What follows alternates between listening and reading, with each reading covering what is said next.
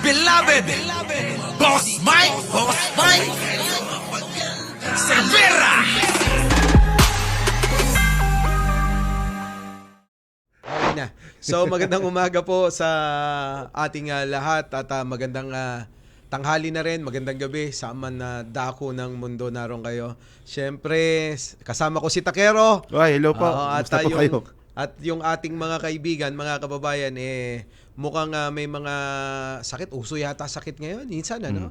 Hindi kasi yung ibang kasama natin galing Thailand, baka pagod pa. Tapos si Coach Jarrett may sakit daw. Si Sangkay umuwing sa probinsya nila. Oo, si Mark Ramos. Madaling araw sa kanila ngayon.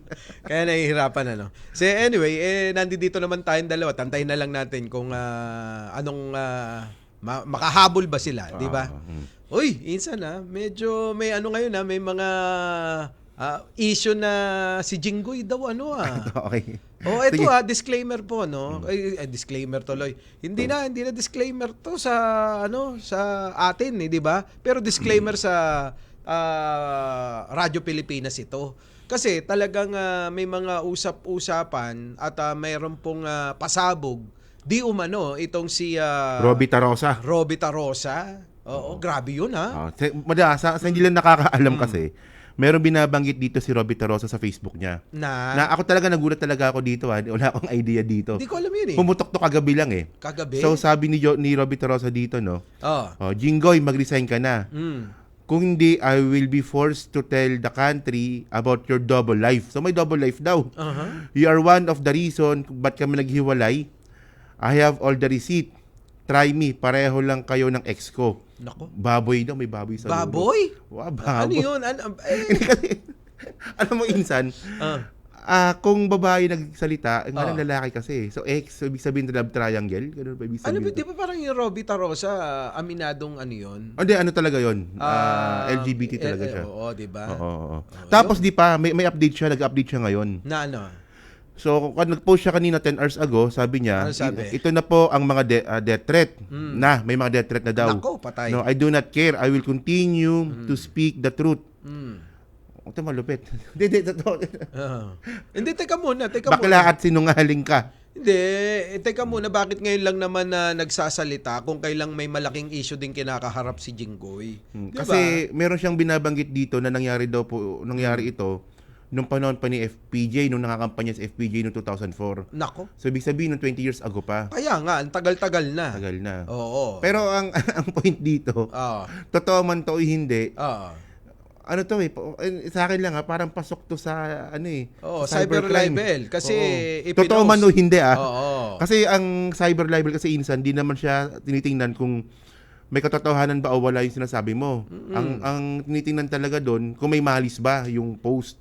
Pero kasi, alam mo, insan, matagal na kasing may nagsasabing may mga may mga senador na mga daw.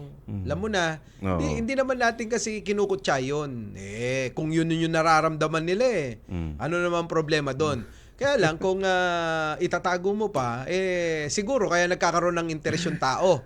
Pero yung mga artista na mga nagladlad na tulad ni Rostom Padilla, di ba? Okay lang yun. Di ba?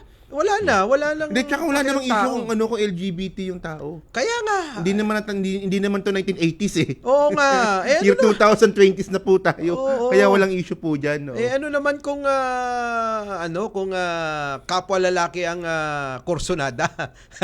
Kachorbanes. Di ba? Kung doon na nagiging masaya, di ba? Ulitin ko lang hindi naman natin yan kinukutya o pinipigilan. Ang ang problema, kung ganun ka, umamin ka na. Di ba? Kasi ito pa nag-post pa siya dito. Na My father had us flown out to a safer place. So nagtago na rin pala sila. So ito yung mga post. May mga post 30 minutes, may post na naman siya 30 minutes si Robbie Tarosa. So may death threat na talaga, no? Yan ang sabi niya. Pero matindi to kasi ito na. Actually, yung sabihin mo na, ito ay may own opinion, no? Sabihin niya na bakla si Jinggoy, medyo okay lang, bakla, or whatsoever, no? Sorry for the word. Whatsoever, okay lang yun eh. Pero kasi, yung mga sumunod niya ng post kasi, may ano na, may malis na. Talagang nirat-rat na ka mo. Nirat-rat niya na talaga. Nirat-rat niya na. Oo. In-all out niya na yung... Kasi, ano ba, konektado ba to sa flood control ni Jinggoy? Tingin mo? Tingin ko maaari siguro na nagkaroon ng pagkakataon. Yan si Robby. Ano? Bakit yun yung tamang pagkakataon? Tingin ko Ikaw ba baka siguro, naman nag-awang ka ng boyfriend eh? nasaktan ano?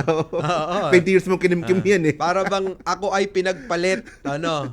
Pero di yun masakit kasi babawi ako ngayon. Parang ganon. Parang ganon, ano? Tingin ko yan. Baka nakakuha lang ng pagkakataon para makaganti. Revenge yan. Tingin ko Pero kasi dapat pag mga ganyang klaseng mga issue, dapat medyo maingat sana sa post. Kaya kasi may malis yung post eh. Oo. May malis talaga eh. Ikaw ba insan tatanungin na kita ngayon Naniniwala ba ako? Ayun ba?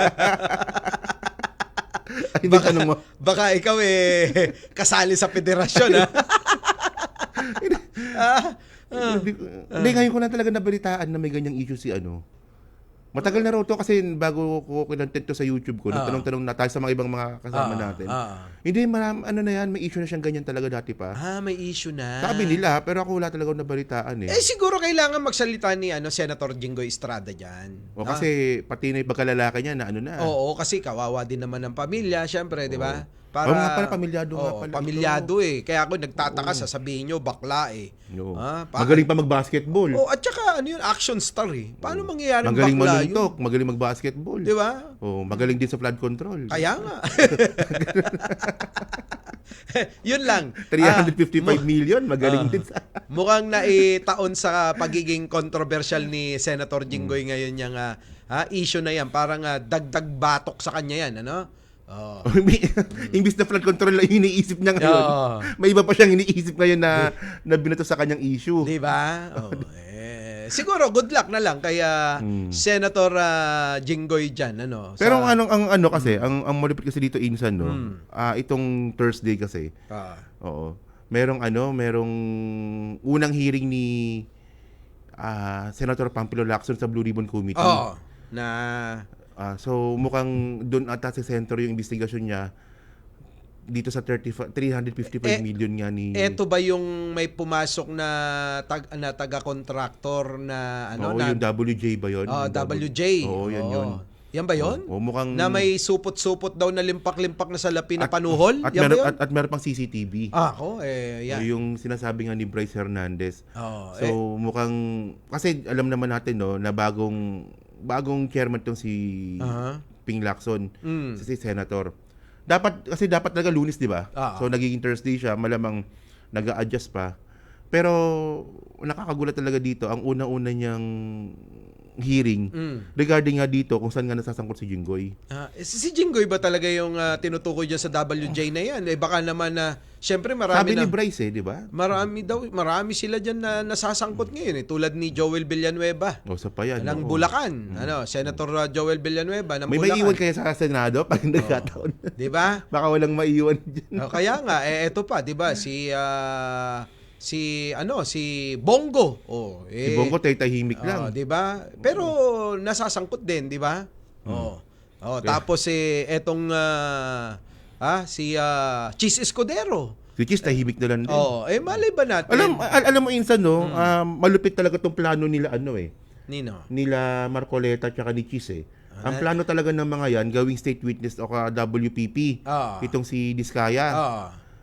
Ang problema nila, pagkatapos ng hearing nila, biglang napalitan ng Senate President. Ayun lang. Ang pipirma pala ng WPP, Senate President. Kaya nga. Ngayon, kung hindi pala napalitan si Cheese, di malamang nasa Witness Protection Program na si Diskaya ngayon. Yun. Tingin ko dyan, siguro meron silang gustong palabasin. At ikaw ba, tanong ko sa'yo, naniniwala ka ba dun sa mag-asawa na yun? Ay, Ako kung may ebidensya, maniniwala ako. Ako para bang gumawa lang ng mga litanya na magpasama ng ibang tao. Sa akin yun, opinion ko. Kasi tulad niyan, may mga bagong mga kongresista na idinawit na kakapanalo lang nung nakarang eleksyon. Meron. Ito lang taon. Si Teodoro ata, no? Di ba? So mahirap na basta paniwalaan din 'tong mag-asawa. At lalong-lalo na nung sinabi na ang kanilang records ay yung 2022 lang hanggang 2025. Isa pa yun. Ayun, medyo nagduda na talaga ako ng gusto doon. Isa pa yun.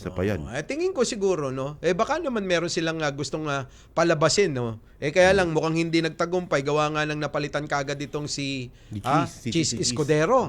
At napalitan din mismo si Marcoleta. So ayun talaga yung plano nila, nakikita ko na ang gagawin talaga nila state witness si Diskaya.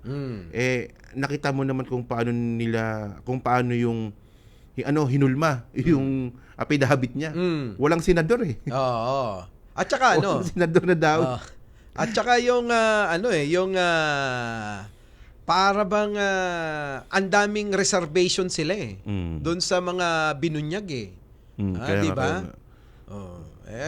Tingnan na lang. Pero abangan natin to sa Webes kung anong takbo ng gagawin ni Ping Lacson dito sa Blue Ribbon Committee at mas mas interesting to kaysa dun sa ginagawa ni Marcoleta.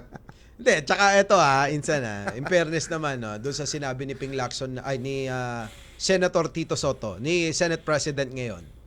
Na ang sabi kung magiging star witness paano?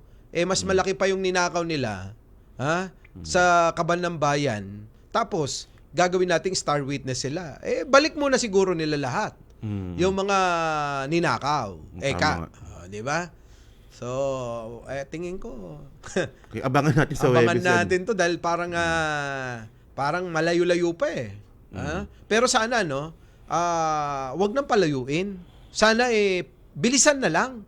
Kasi ang taong bayan nagagalit na Di ba? Galit na yung may taong rally bayan. ngayon kasi ngayon tulad ngayon may rally ngayon. Kaliwat kanan yung rally ngayon. Tapos naka-red alert din po yung pulis ngayon tsaka mga sundalo.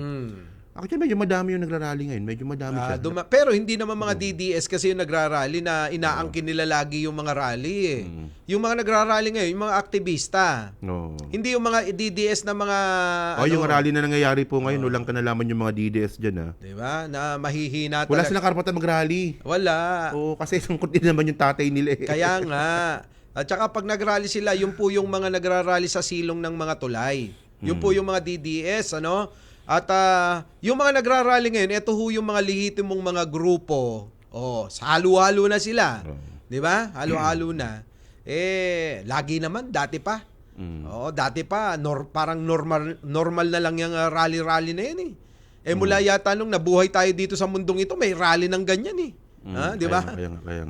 Pero syempre karapatan ng bawat isa 'yan na ipahayag yung kanilang nararamdaman, di go lang, Wag lang lalabis. Dahil may karampatan namang parusa yan kapag lumabis kayo. Actually, wag nilang gagayahin yung yung nangyari sa Indonesia at sa Nepal.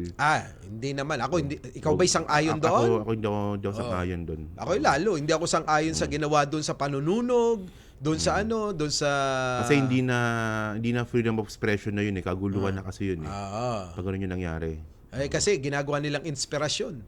Bakit kamo? 2 araw lang sa Nepal, napabagsak na daw yung gobyerno nila So ngayon para siguro yung iba baka iniisip kaya nila. Tandaan nyo ho mga kababayan ko, sa mga nabuhay ng panahon ni Pangulong Ferdinand Marcos Sr., yung pong pagkakaagaw yun agaw yung kapangyarihan ni Apo Lakay wala naman nung naidulot na maganda sa atin.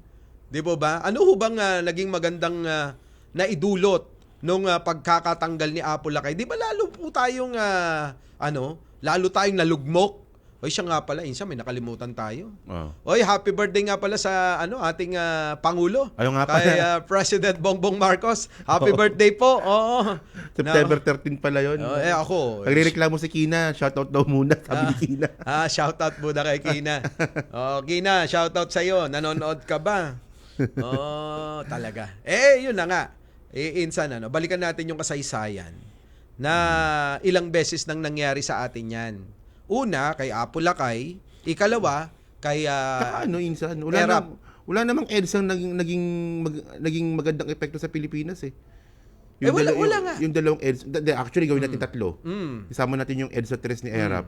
Yung tatlo naman na yun, failure naman yung tatlo na yan eh. Oo. Failure yan eh. Sangayon ako. O di ba yung kay Cory, yung kay lalo na kay Gloria. Lalo na. Di ba? EDSA 2. O tapos yung kay ERAP pa. Wala namang naidulot na maganda yan. Alam mo kasi sa tagal na natin lately lang natin na uunawaan na yung mga ganyang mga ginagawa ay merong mga tao na pansarili. Meron tao sa likod niyan. May akala na ang dami natin natutunan dito sa ginagawa natin. Diba, sa totoo no? lang. May mga bagay tayong hindi pwedeng sabihin on public kasi basta ayaw lang natin sabihin. Ako syempre sa mga ganyang mga pangyayari, tignan ho ninyo. Yung mga ganyang mga rally na ginagamit ang sambayan ng Pilipino, nabudol na ng minsan, bubudulin nyo pa. Abay, hindi na, kalabisan na yan. Dati kasi insan parang naririnig lang natin. Na wala yan, organized yan, kismis. Ano lang yan ni ganitong politiko. Pero pag ikaw na-involve ko talaga sa politika katulad natin mga vlogger tayo, mamumulat tayo na ganun pala siya. Gawin natin halimbawa. Totoo pala siya. Gawin natin halimbawa yung panahon ni Pangulong Apo Lakay. Sino nagbenepisyo nun? 'Di ba sila Ramos? Hindi. Hindi nagbenepisyo, kaya nga yun lumaban Dahil hindi rin siguro nakuha yung gusto. Hindi, tsaka nag-away-away din naman sila sa huli. Kaya nga, away-away sila. Di ba si Laurel? Bumaliktad din si Laurel kay Cory. Kay Cory, Vice President niya. Vice President niya mismo. Di ba? So, ito alam nyo, sa mga ganitong mga agawan ng kapangyarihan at mga... Lagi may tao behind on it yan. Totoo yan. Lagi meron yan. Unang-una, malaki pondo. Yung paggaganyang pag-oorganisa, tingin mo, yaan kaya ng sama-samang ambagan ng Pilipino? Hindi. Ibig sabihin, may nag-oorganisa. Organize niya. At may mga nagpapakalat ng limpak-limpak na salapi para yung kahit walang kinalaman ay nagkakaroon ng may alam. Yung bigla bang wala dating pakialam, biglang nagiging mahal ko ba yan? Punta tayong Luneta. Di ba? Ano ba yung mga vlogger ba yan? Hindi nga vlogger Kung hindi mga influencer pati yung mga rapper, na yung isa ang kanilang mga content yung mga puro prank, puro kalokohan. Biglang sumisigaw ngayon na mahal nilang bayan. Di ba? Hindi naman natin inaalis yun. Karapatan naman nila. Kaya lang nakakapagtaka. Bigla-bigla na lang sumisigaw, nagsasalita. Pangalanan na ba natin yung mga yan? Ano ba, pwede ba? Ako bahala, ano ba ako? Hayaan na natin, Hindi kasi, nakita ko yung mga na yan, yung mga influencer na yan. Yung mga content nila, benta-benta, patawa-patawa. Biglang magrarally sila sa September 21. Tapos ang malupit pa doon sa rally nila, mga nakatakip pa yung mga muka. Oo nga. At meron pang panawagan na magdala daw ng Molotov. Okay, tama. Molotov, ano ba yung yung bote?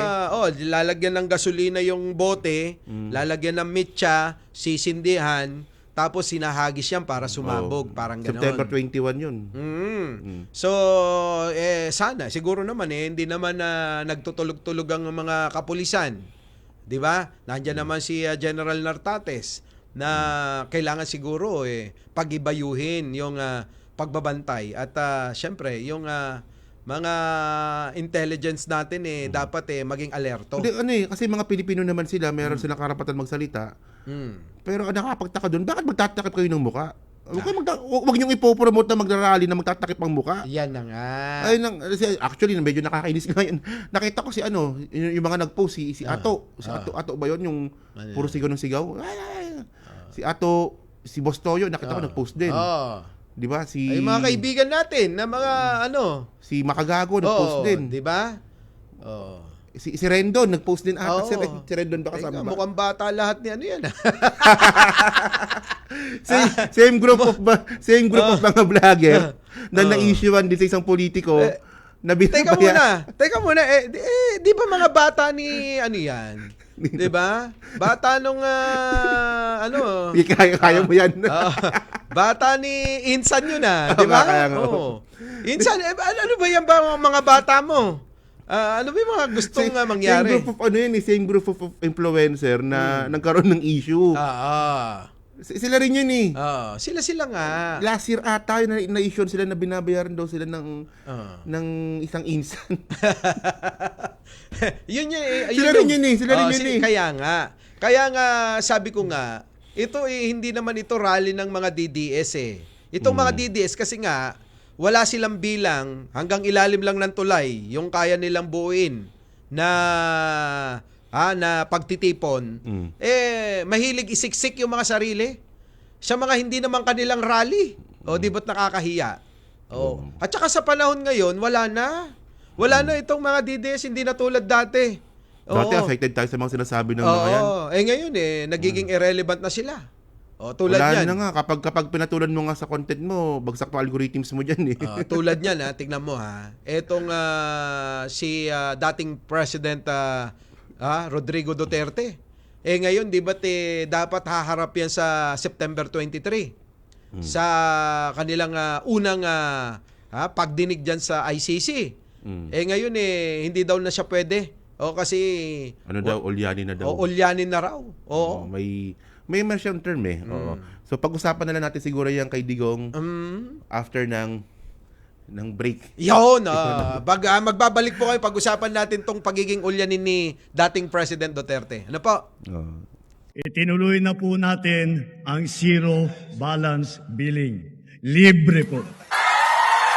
Ibig sabihin, ang serbisyo sa basic accommodation sa ating mga DOH na ospital, wala nang babayaran ang pasyente. Ang dami pong challenge, hindi po namin alam kung saan namin kukunin, ganon, nag-iisip kung paano namin mababayaran. Siyempre po, masayang-masaya, super saya po dahil na zero billing po kami. Opo, malaking po talaga, malaking tulong po. Mabilis lang din po. Bayad na ang bill ninyo. Uulitin ko, wala nang kailangan bayaran ng pasyente basta sa DOH Hospital dahil bayad na po ang bill ninyo. Naiyak ako kasi sobrang saya. Maraming salamat po, Mr. President Bongbong Marcos Jr. Hindi kami nagkamali ng taong ihinalal. Our beloved Boss Mike